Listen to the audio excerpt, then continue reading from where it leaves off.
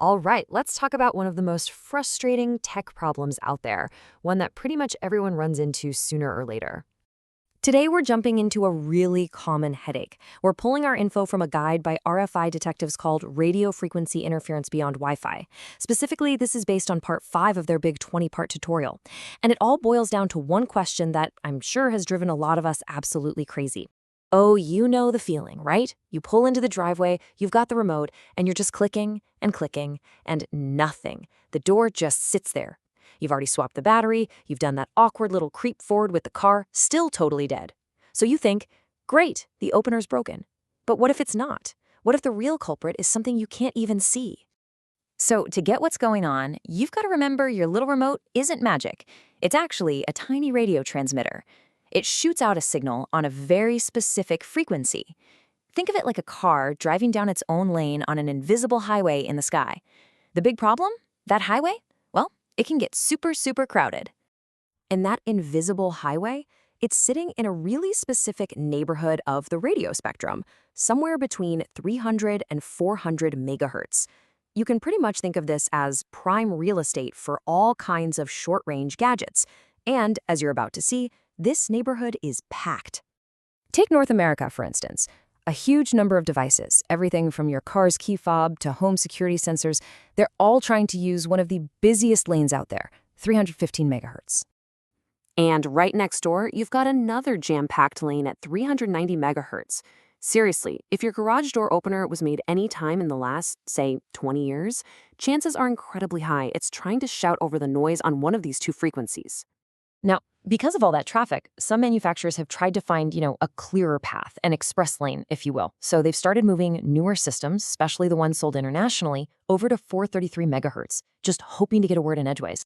So you can see it's a little different depending on where you are in the world. But the fundamental problem, it's exactly the same everywhere. It doesn't matter if your remote is on the 315 or the 433 megahertz highway, you are definitely not alone out there. So the big question is, who else is clogging up your lane? Well, all those other cars on the road, that's what we call radio frequency interference, RFI for short. And you'd probably be shocked to learn how many of these noisemakers are already inside your own house. I mean, your house and your entire neighborhood are basically humming with invisible chatter.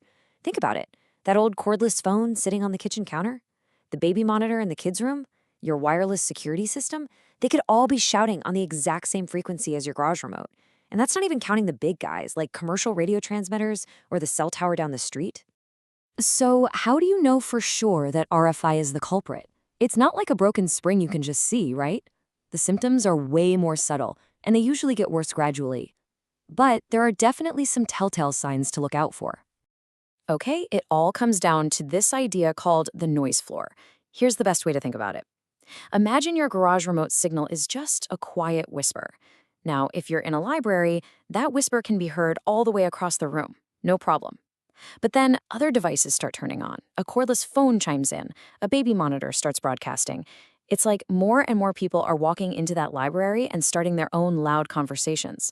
Pretty soon, that background chatter, that's the noise floor, gets so loud that your little whisper is just gone, drowned out. Your garage door's receiver just can't hear it over the racket. And this rising noise floor creates a really predictable pattern of failure. First, you'll notice you're losing range. You have to get right up to the garage door for the remote to work. Then it starts getting flaky. Sometimes it works, sometimes it doesn't. Eventually, it just stops working altogether. But then there's the one that's genuinely scary, false triggering.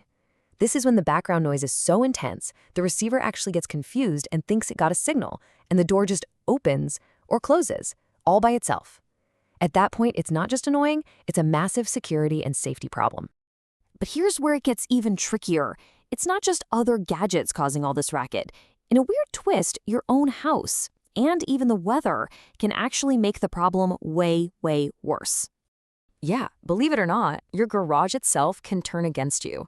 Any big metal parts, like the door or the framing, can act like mirrors for these radio waves, bouncing them all over the place and creating these weird interference hotspots.